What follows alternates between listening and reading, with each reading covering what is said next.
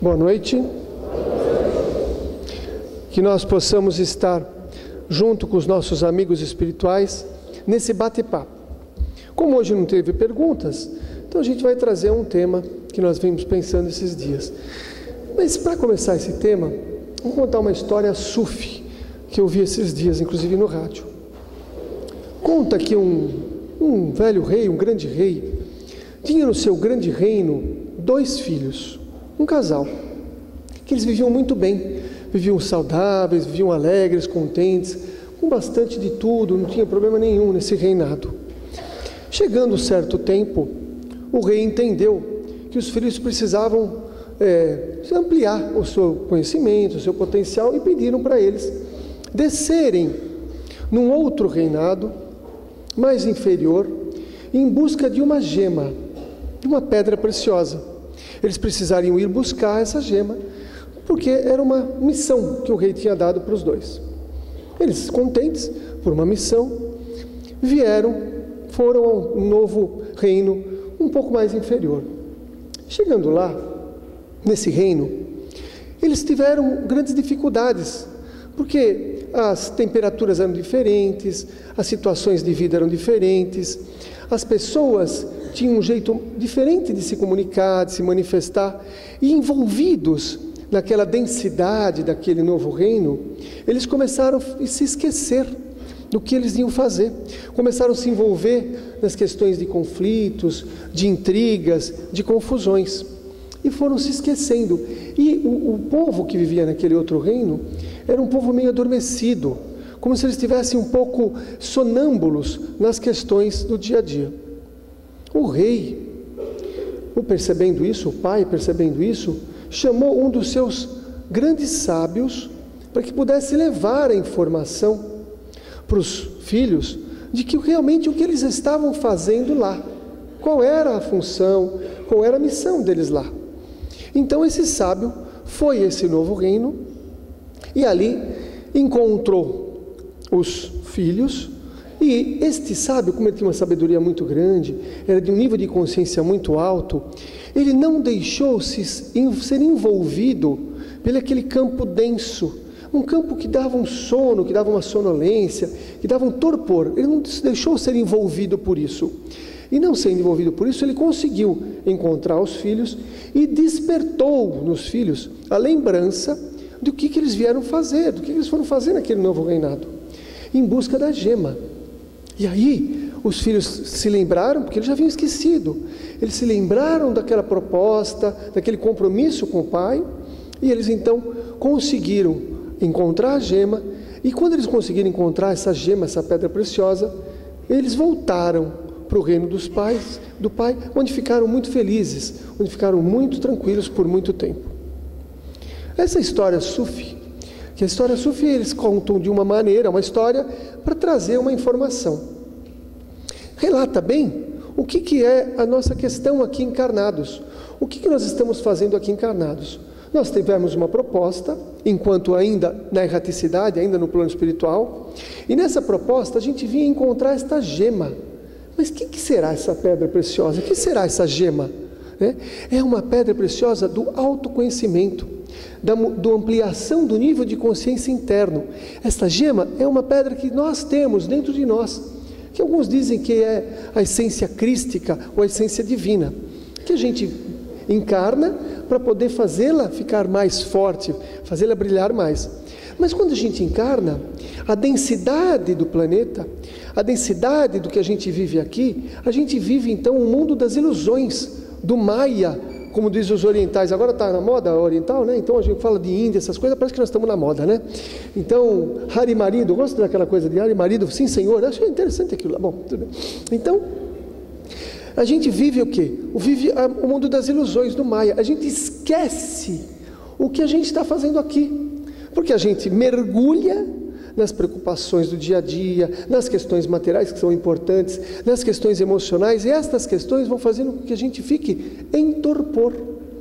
Então essa questão de estar dormindo, no sentido de estar no nível de consciência, a maioria de nós estamos mesmo, porque a gente acredita que a ilusão é a verdade, e a ilusão, ao mundo material, é uma ilusão. Isso que a gente vive materialmente é ilusão, é uma réplica imperfeita do plano espiritual.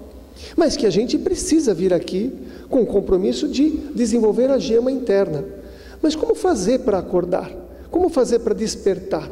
Como fazer para perceber as nossas potencialidades, os nossos poderes mesmo, que o próprio Cristo falou.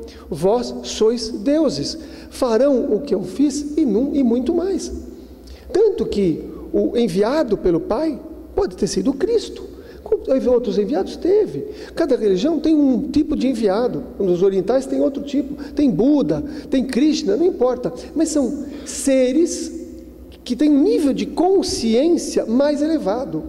O que é nível de consciência? Na medicina, quando uma pessoa bate a cabeça e desmaia, vai para o hospital, a gente fala, como está o nível de consciência dela? Está acordada, está torpor, está em coma superficial, coma profundo. Então a gente classifica em 4 ou 5 níveis de consciência. O nível mais profundo é quando está em coma, que a pessoa está totalmente inconsciente. Mas se a gente trazer para a gente no dia a dia, qual será o nosso nível de consciência? Como será que a gente está realmente percebendo as questões da nossa vida, do cotidiano?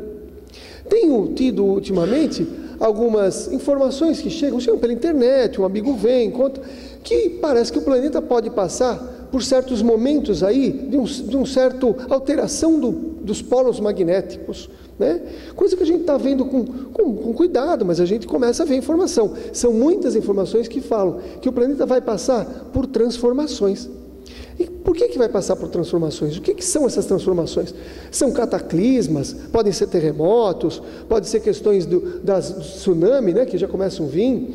O nosso tempo mudou. Os antigos, lembro que o tempo, 12 horas do dia, 24 horas do dia, era 24 horas. Hoje não, né?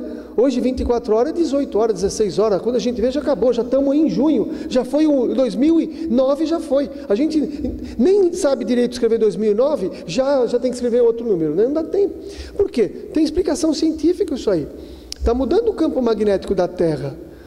Tem uma teoria que chama ressonância de Schumann. É um número que esse Schumann viu lá, marcou do jeito dele lá, e que esse número era 7 alguma coisa.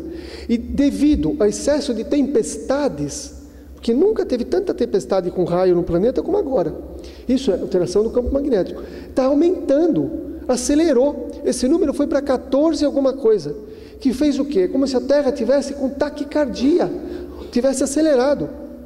O que isso serve para a gente? O nosso tempo, a sensação de tempo diminuiu, e todo mundo sabe disso, né? Não é uma coisa, todo mundo já percebe, o tempo está muito mais rápido.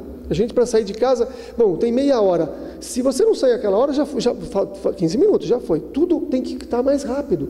Então, o nosso planeta vai passar aí por algumas mudanças. E como é que a gente pode, entre aspas, estar preparado para essas mudanças? Porque os chacoalhões, né, quando a gente está dormindo, gostoso assim, nesse friozinho, né, 6 horas da manhã, toca o despertador, a gente dá um tapa nele, sai voando, tem o despertador.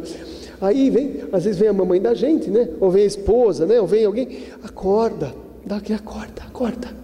Aí você não acorda, vai lá, aí já acorda, tem que dar um chacoalhão. Que chacoalhão a gente vai precisar ter para cortar, para despertar nosso nível de consciência? O que muitos místicos, esotéricos, estudiosos dizem que nós poderíamos mudar esta questão do campo magnético da Terra, evitando muitas vezes esses problemas. Como que a gente poderia evitar? Simplesmente com o nosso poder mental e emocional. Então eu fico pensando, eu fico olhando na novela das 8 e fico vendo se a gente já está com esse poder mental para mudar essas coisas. O que vocês acham? Que nós já estamos preparados para mudar mentalmente? A gente não consegue nem mudar o nosso mundo interno. Existe um cientista que ele escreve umas coisas muito interessantes, diz que encontraram escritos de Isaías, da Bíblia, né? Numa caverna do Mar Morto. E esses escritos mostram como que seria a oração perfeita. Como a gente poderia orar de maneira a conseguir todas as coisas. E a gente vai olhando e a gente já sabe disso, só que a gente não faz. A oração perfeita seria uma conjunção, uma combinação do pensamento, da emoção e do sentimento. Então, quando a gente fosse orar, quando a gente fosse pedir, E o pedir obtereis vem daí, né? Pedir